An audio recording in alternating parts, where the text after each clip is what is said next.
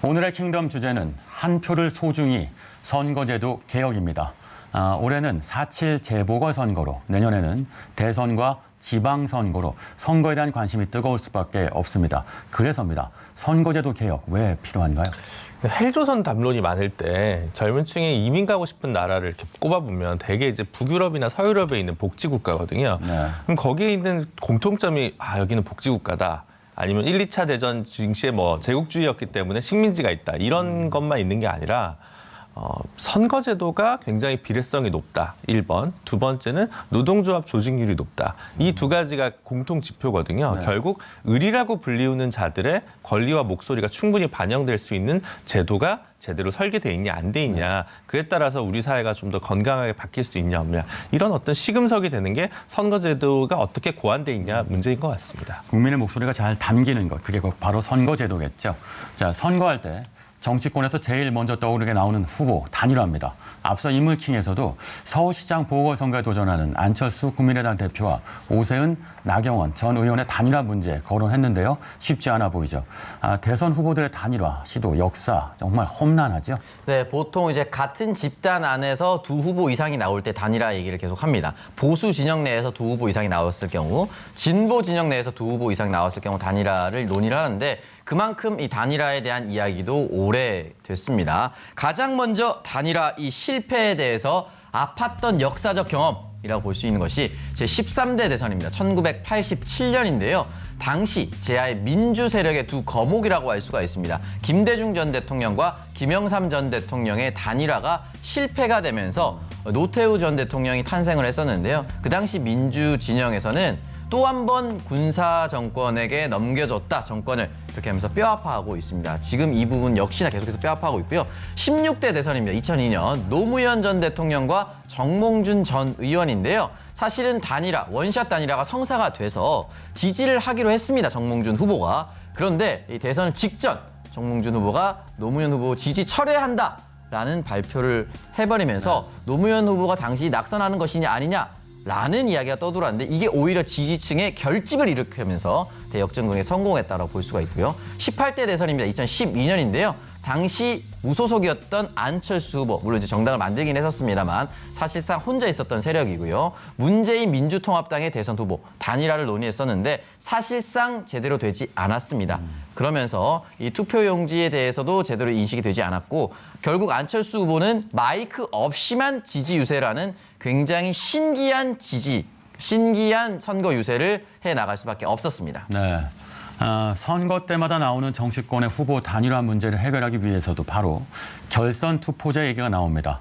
결선 투표제 어떤 내용인가요? 결선 투표제가 사실은 이제 학문적으로 빠지면 여러 가지 유형이 있습니다. 우리가 지금 하고 있는 제도는 그냥 1등이 당선이 되는 거잖아요. 이제 그걸 상대 다수제라고 하는데 50%가 된 사람이 나올 때까지 투표를 하는 걸 보통 이제 단순 다수제라고 해서 이제 결선 투표 제도를 얘기하는데요. 결선 투표제를 도입한 나라 중에는 막 45%면 된다 이렇게 하는 나라도 있어요. 그래서 이제 제한적 상대 다수제 이렇게 얘기하기도 하고 또 이제 두 번 투표하는 게 번거로우니까 1순위를 적고 2순위, 3순위까지 적게 하는 호주나 아일랜드에서 일부에서 하는 선호 투표제를 이제 결선 투표제 한 유형으로 이제 포섭하기도 하거든요. 근데 대충 우리나라에서 제일 많이 얘기하는 건 처음 투표했는데 50% 나온 사람이 없으면 1, 2등을 가지고 다시 투표를 해서 50% 나온 사람에게 1등을 주자 이런 제도라고 할 수 있겠죠. 아니, 표를 먹는다고 표현하시면 어떡합니까? 죄송합니다. 너무 진심이 나와가지고. 네. 조심하십시오, 조준우 변호사님.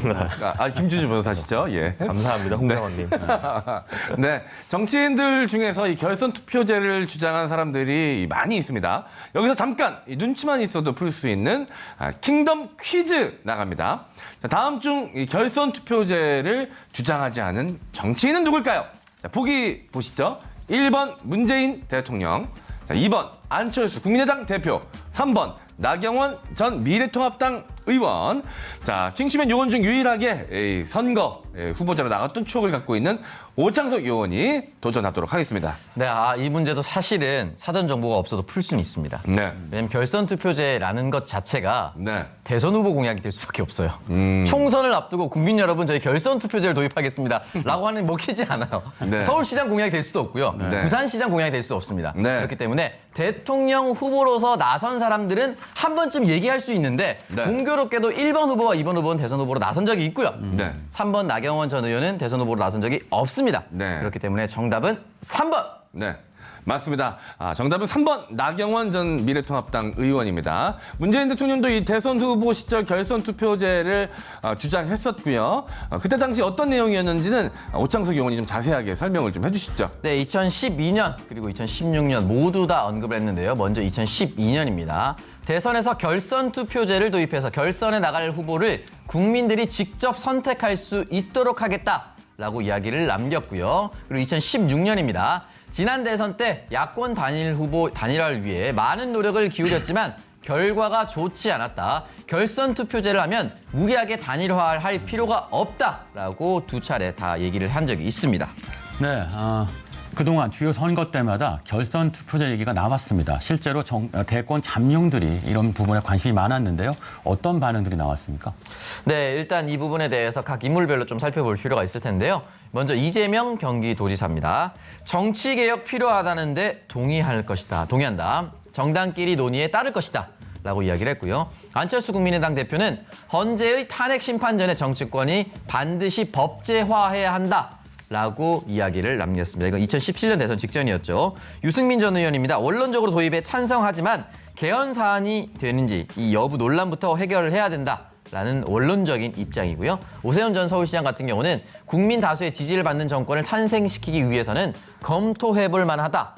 라고 이야기를 남겼습니다. 네, 대체로는 동의한다고 볼 수 있겠는데 자, 대선 결선 투표제는 그러나 개헌이 필요한 부분이라서 여러 가지 논의가 필요합니다. 당장 내년에 지방선거가 있는데요. 단체장 선거에 결선 투표를 도입하면 어떨까요? 그 좋은 의견이라고 저는 생각을 하는데요. 이제 단체장 선거 같은 경우, 그러니까 결선 투표제라는 제도가 어떨 때는 보수한테 유리하고, 어떨 때는 진보한테 유리하고, 이제 이런 측면이 있습니다. 네. 다른 한면으로 모든 제도가 장점, 단점이 있기 때문에 바로 대선에서 도입하는 것보다 단체장 선거 정도에서 한번 도입을 해봐서 네. 이게 어떤 장단점이 있는지 우리 국민이 판단을 해서 바꿀 수도 있다고 생각이 들거든요. 그래서 이건 또 괜찮다는 생각이 들고 네. 입법 사항이지 않겠습니까? 이건 이제 개헌 사항이 아니기 때문에 그래서 최근에 이제 뭐 우상호 의원이랑 김진애 의원이 뭐 서울시장 후보 단일화를 한다. 안철수, 뭐 오세훈, 나경원 단일화한다. 이런 네. 단일화만 전부 기사거리가 되고 어떤 서울을 만들겠다는 게 기사거리가 안 되고 있는 현실에서 만약 이제 단일화가 결선 투표제단 제도로 수용이 된다면 네. 조금 더 정책 선거가 될 수 있지 않을까 기대해 봅니다. 네, 정치공학적 단일화보단 제도적 단일화가 필요하겠죠. 자, 오창석 의원은 어떻게 보세요? 네, 저도 그렇게 생각을 하고 있고요. 현재 지금 민주당이 계속해서 4연승, 5연승 하고 있다. 큰 선거에서 이런 이야기가 나오고 있는데요. 그렇다면 그 이유 중에 가장 큰 것은 이제 보수가 분열되어 있다라는 것입니다. 그렇기 때문에 현 상황에서는 이제 보수 진영에게는 이 단일화를 위한 결선 투표제가 굉장히 유리할 것이라고 네. 저는 생각이 들고요. 아무래도 이 단일화라는 것은 상대 후보, 상대 정당끼리 맞닿아 있기도 해야 되지만 결국에는 상대 정당에서 나왔던 본 후보가 한 사람이 사실 포기해야 되는 부분입니다. 이렇기 때문에 포기시키는 합리적인 제도가 결선 투표제입니다. 이런 부분에 있어서 아무래도 지금 도입이 되면 좋을 텐데요. 이제 각자 시류에 따라서 진영마다 유불리가 달라지기 때문에 저는 용기 내서 지금 이번 국회에서 근데 처리는 할 수 있다고 생각합니다. 네. 자, 장훈님 어떻게 보세요? 네. 사실 뭐 결선 투표제를 도입한다고 해도 결선까지 올라갈 정치인은 누군지 예상하기가 어렵진 않을 겁니다. 결선에 올라가는 인물들은 비슷할 수 있겠지만 그 과정에 있어서 그 중요도가 분명히 있을 것이라고 생각이 들고요. 정책이 좋은 후보도 이 결선 투표제를 통해서 그 과정에서 이름을 좀 알리고 추후에 그 사람의 이 정치 인생에 있어서 좀 많은 국민들의 관심을 받을 수 있는 계기를 만들어줄 수 있기 때문에 미래 정치도 좀 생각할 수 있는 제도가 아닌가라는 생각이 듭니다. 올해와 내년은 선거가 큰 이슈가 될 수밖에 없을 겁니다. 그래서 나오는 얘기입니다. 2022년 대통령 선거와 지방선거를 동시에 실시하자는 의견이 있는데 이게 어떤 내용인가요? 박병석 의장이 이제 제안을 한 내용인데 이제 너무 국력이 낭비가 되니까 이왕 이렇게 된 거 이제 같은 시기에 선거를 해보면 어떻겠냐라고 이제 정책 제안을 작년 가을부터 하셨고요. 이제 국민들 사이에서 여론조사를 해보면 딱 반반으로 나뉘는 것 같아요. 근데 뭐 진보 보수가 있다기보다는 하루에 하지 뭐 이렇게 생각하시는 분과 그래도 이 약간 지방자치와 중앙정부를 구성하는 것은 서로 좀 문법이 다른데 이건 별도로 하는 게 맞지 않냐 이렇게 좀 의견들은 갈리는 것 같습니다. 네. 두 개의 선거를 동시에 실시하면 편할 것도 같은데 장단점이 있겠죠? 엠요원이 정리해 주시죠.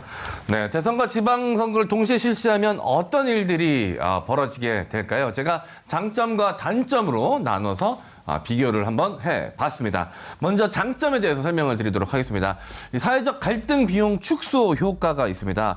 약 1,534억 원 정도 예산 절감 효과가 있다라고 하는데요. 단 이 지방선거 운동 기간이 한 9일 정도 늘어나기 때문에 이 후보자들에게 이 선거 보존해주는 비용을 보존해주는 비용이 1,500억 정도 증가될 수가 있다는 점이 좀 있습니다. 자, 그리고 대선과 함께 실시하면 지방선거의 투표율이 올라갈 수 있다라는 장점이 존재합니다. 하지만 단점도 존재합니다. 이 지방선거와 대선, 이 선거의 역할, 성격이 분명히 다르죠. 자, 모든 이목이 좀 대선으로 쏠려서 이 지방선거가 상대적으로 좀 오히려 집중을 못 받고 관심을 못 받을 가능성이 존재하고요. 그로 인해서 이 지방선거의 후보자들의 공약이나 정책 등에 대한 관심도 좀 낮아질 수가 있습니다. 자, 그리고 이제 현재 지자체장들의 임기가 좀 어쩔 수 없이 좀 줄어들게 됩니다. 2개월에서 3개월 정도 줄어들게 되고요. 자, 그리고 이 선거 위한 법정 공휴일 등이 좀 줄어들면서 직장인분들은 좀 싫어하실 수도 있습니다. 공률이 주는군요. 네. 가장 또 이거를 주요하게 생각하시는 분들도 계실 것 같습니다. 네. 내년 6월 1일이 지방선거일입니다. 정치인들에게 선거구를 나누는 획정 문제, 굉장히 첨예한 문제일 수밖에 없는데 왜인가요? 그동안 이제 갈고 닦은 지역구가 인구 변동에 의해서 조금씩 바뀌게 되면 4년 동안 허송 세월한 경우가 되게 많습니다. 그래서 갑자기 신도시가 하나 들어와서 갈라진다든지 아니면 이제 공들여 이 학교 동문회 다 챙겨왔는데 옆 지역구로 떼주게 되면 이렇게 이제 이상하게 좀 되는 경우들이 많이 있거든요. 그래서 같은 당 안에서도 엄청나게 치열하게 많이 싸우는 것이 바로 선거구 획정 문제입니다. 2018년 헌법재판소에서 선거구를 나누는 획정 기준을 인구비례 4대 1에서 3대 1로 바꿔야 한다고 판단했었죠. 내년 6월 지방선거부터 적용해야 된다는 얘기였는데 이건 또 어떤 의미인가요? 네, 지금 2014년에 국회의원 선거 같은 경우는 선거 구간 인구 편차를 2대 1로 해야 된다라는 헌재 결정이 있었습니다. 그 이후에 지방의회도 어떻게 될 것이냐 이제 귀추가 주목됐었는데 2018년 6월 지방선거가 끝나자마자 헌법재판소에서 예전에 들어온 헌법소원을 가지고 이제 지방의회는 3대 1이야 라고 이제 얘기를 선언을 했고요.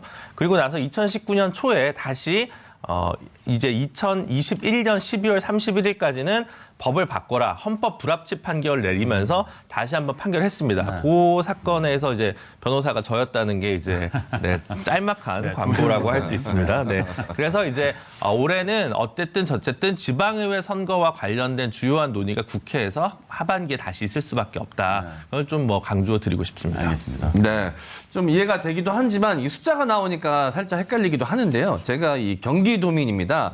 경기도를 예를 들어서 좀 질문을 드리자면 경기도 연천 같은 경우는 인구가 적습니다. 4만 명이 조금 넘으니까요. 하지만 제가 살고 있는 고양시 같은 경우는 100만 명이 넘거든요. 이렇게 인구 차이가 존재를 하는데 이럴 경우 연천군과 고양시는 어떻게 차이가 나는지 좀 설명을 해주시면 감사하겠습니다. 지금 이제 우리 공직선거법상 광역의회 같은 경우에는 시도의회라고 하죠. 네. 시도의회는 광역의회라고 하는데 아무리 작은 군이라도 한 명의 도의원은 보낼 수 있게 되어 있습니다. 그렇죠. 공직선거법에 있어요. 그러니까 연천군이 아무리 작아도 한 명의 도의원을 배출을 하는데 1대 4에서 1대 3이 됐다는 건 고양, 남양주, 용인, 성남에 있는 도의원을 뽑을 때 거기에 있는 지역구가 예전에는 곱하기 4, 16만까지 도 이제 가능했던 것다면 이제는 12만대에서 최대 지역구의 그 인구 숫자가 그 한계가 저어진다 이렇게 좀 보고요. 정확히 보면 표의 평등한 가치가 조금 더 확보되는 것으로 제도가 바뀐다고 할 수 있겠죠. 네.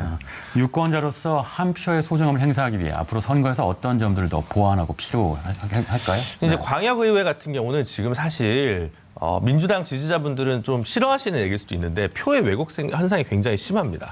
지난 투표 때 선거 때 50%, 60%의 지지율을 가지고 있었는데 서울시의회 같은 경우 110석 중에 100석을 민주당이 가지고 있거든요. 그러니까 국민의힘에서는 엄청 분노할 수밖에 없는 게 서울과 경기에서 25%의 지지율을 가지고 있었는데 두 곳 합쳐서 11석밖에 없습니다. 근데 민주당은 200 몇십 석을 가지고 있거든요. 그래서 표의 왜곡이 좀 있다 보면 견제와 균형이 좀 제대로 안 된다라는 거고요. 그리고 이제 장기적으로는 지방의회 같은 경우도 지금 국회처럼 기초의회는 적어도 네. 2대 1까지 인구 편차가 좀 바뀌어야 되는 부분이 네. 있을 것 같고 비례대표 비율이 지방의회 같은 경우 10%밖에 안 돼서 조금 더 늘어날 부분 이런 부분들이 좀 제기될 수 네, 있을 것 선거제도 같습니다. 보완할 점이 많네요. 오창석 의원 짧게 부탁드립니다. 네, 일단 이 부분에서 선거 기간이 일단 무조건 늘어나야 된다고 생각을 하고 선거구 획정해야 이제 결국은 결과가 나올 테니까요. 네. 오랫동안 선거를 해서 그 사람이 어떤 정책을 그리고 이 지역에 얼마나 노력을 했는지를 확인할 수 있는 이 계기가 좀 많이 정착이 됐으면 좋겠습니다. 네. 네, 장원님 어떻게 보세요? 네, 과거 뭐 게리맨더링이라 그래서 자기 마음대로 이제 선거구를 조정을 해서 본인이 유리하게끔 이렇게 조정하는 역사적 사례도 있지 않습니까? 그만큼 이 표의 객관성이라는 게 이 지역 기반으로 했을 때 많은 영향을 받지 않습니까? 네. 최대한 이 한 표의 영향력을 좀 높여서 많은 사람들이 내가 투표 안 한다고 뭐 크게 달라지겠어? 이런 생각을 하지 않게끔 만드는 게 중요하다. 뭐 이런 생각이 듭니다.